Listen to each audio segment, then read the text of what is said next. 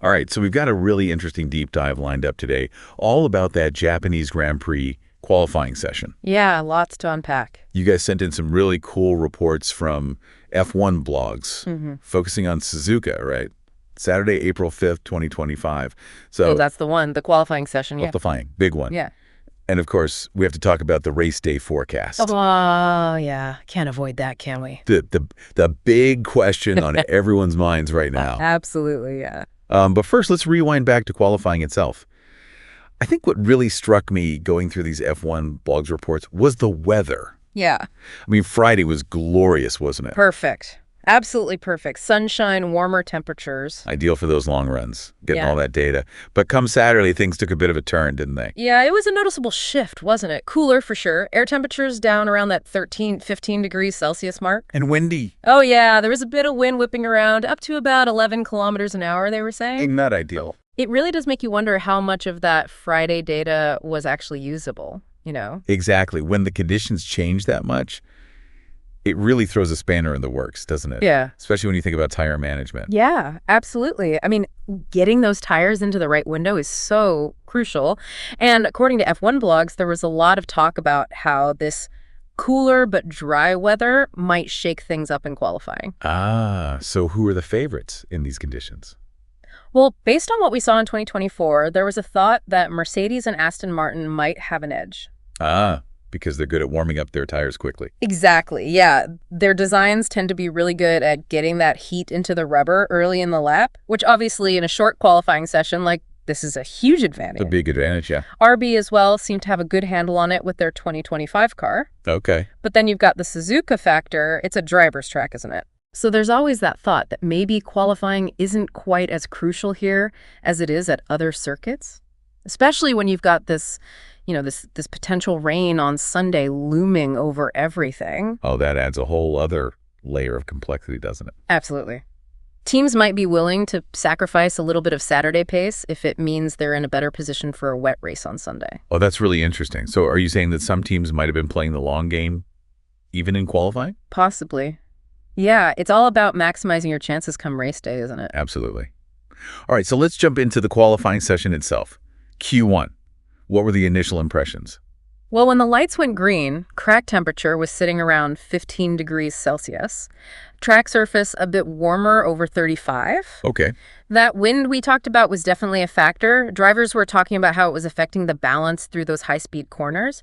But right off the bat, McLaren looked really strong. Yeah, they did, didn't they? Piastri topping the session early on. And then Russell managed to split the McLarens, putting his Mercedes in second. Cool. Verstappen was down in fourth, and then we had Tsunoda in sixth. Tsunoda and a Red Bull. Yeah. What do you make of that? I mean, home race for him, but, you know, a lot of pressure driving for Red Bull. Huge pressure. Yeah. It's got to be a whirlwind of emotions for him. You know, excitement, nerves, all mixed into one. Yeah, definitely. And how about Alonso and SAINZ? How did they handle that first session? Yeah, how did they fare? Well, Alonso had a bit of a nervy start. Oh, really? Yeah, actually found himself in the drop zone for a while. No way. But, you know, the guy's a veteran. He dug deep and pulled out a lap good enough for 14th, scraped through to Q2. Q. Close one. But his teammate Stroll didn't even manage a second run. Oh, dear. Maybe they were struggling with setup a bit in these conditions. Who knows? Yeah. And SAINZ, well, he was looking pretty solid in that Williams. Yeah, he was, wasn't he? Good first run, put him 5th initially, ended up 10th, so a decent start for him. So who are the big names that got knocked out in Q1 then? Anyone we didn't expect to see down there? Yeah, a few surprises. Hulkenberg, Bortolito, Ocon. Oh, well. Duhan as well, although he did have that crash in practice, so maybe that knocked his confidence a bit. Yeah, that'll do it. And of course, Stroll didn't make it, as we mentioned.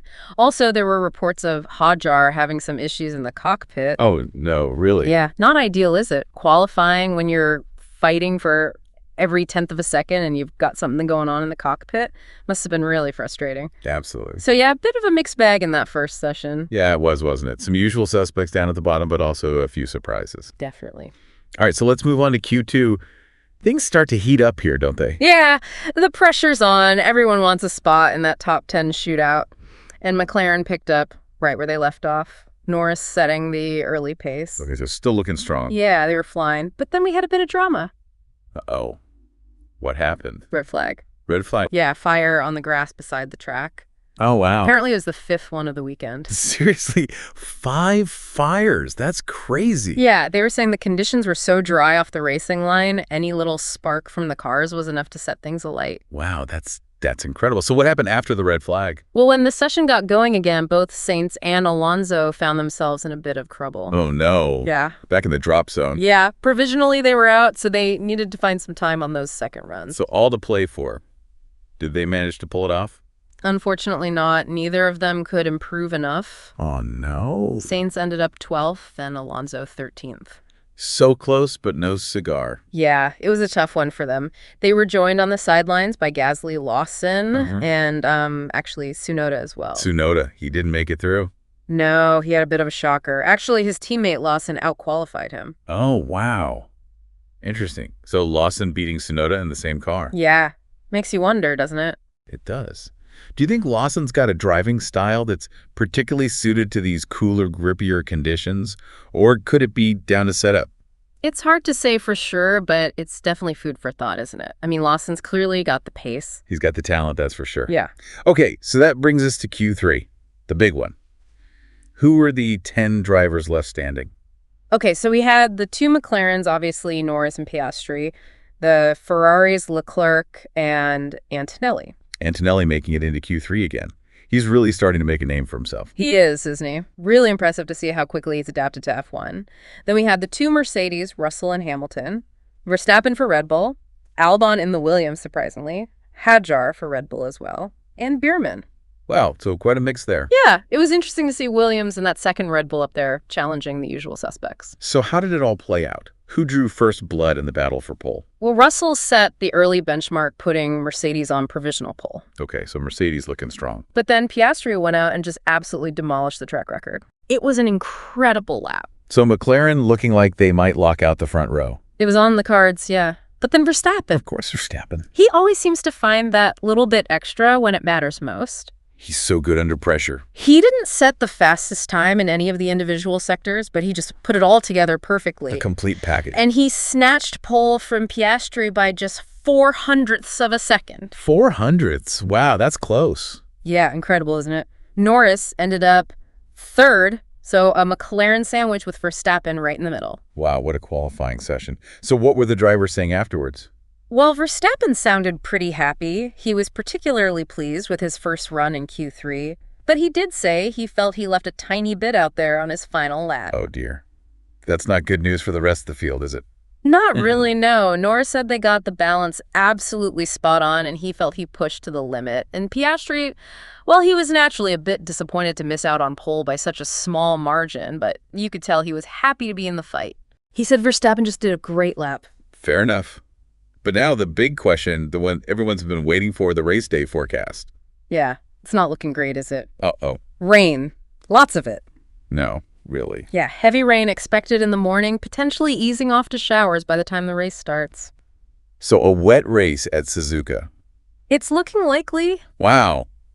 That changes everything. I mean, Yeah. It's going to be a completely different ballgame, isn't it? Absolutely. From a race of outright pace to a race of survival, avoiding mistakes, making the right calls on tires, keeping it on the track, it's all going to be about minimizing risk. Yeah. Just like we saw in Melbourne earlier this year. Remember how chaotic that was? Yeah. Well, this could be very similar. So how do you think the teams will approach their setup for Sunday? With qualifying being dry and the race potentially wet, are they going to have to make big changes? Well, from what I've read on F1 blogs, it sounds like most teams are planning to make minimal adjustments. Yeah, it's tricky because you want a car that's good in both conditions, but obviously you can't completely change the setup between qualifying and the race. And Suzuka's a track where driver feel is so important, so you don't want to make any changes that might unsettle them. Yeah, that makes sense. So it's all going to come down to driver skill and strategy. Absolutely. Who can adapt best to the changing conditions? Who can keep it out of the barriers? Who can make the right calls in the heat of the moment? Wow. So much to think about. So for our listeners out there, what are the key takeaways from all of this? Okay, so we had a thrilling qualifying session. Verstappen on pole, McLaren looking really strong. But the big story is the rain. Yeah. It's going to be a huge factor in this race, could completely shake things up. And with teams likely sticking to their dry setups, we could see some really unexpected results. That's going to be fascinating. So what are the big questions going into Sunday? Can Verstappen convert his pole into a win if it's wet? Will McLaren challenge him? How will Alonso and Sainz move up the field from their starting positions? Yeah, and how will those drivers who qualified well in the dry handle those tricky conditions? Will we see some surprise performances from drivers who are known for their wet weather skills? So many possibilities. It's going to be epic. Can't wait. Well, thanks for joining us for this deep dive into the Japanese Grand Prix qualifying. We hope all this insight from F1 blogs has given you a better understanding of what went down and what to expect from the race. Yeah, make sure you tune in. It's going to be a wild one. Absolutely. We'll see you there.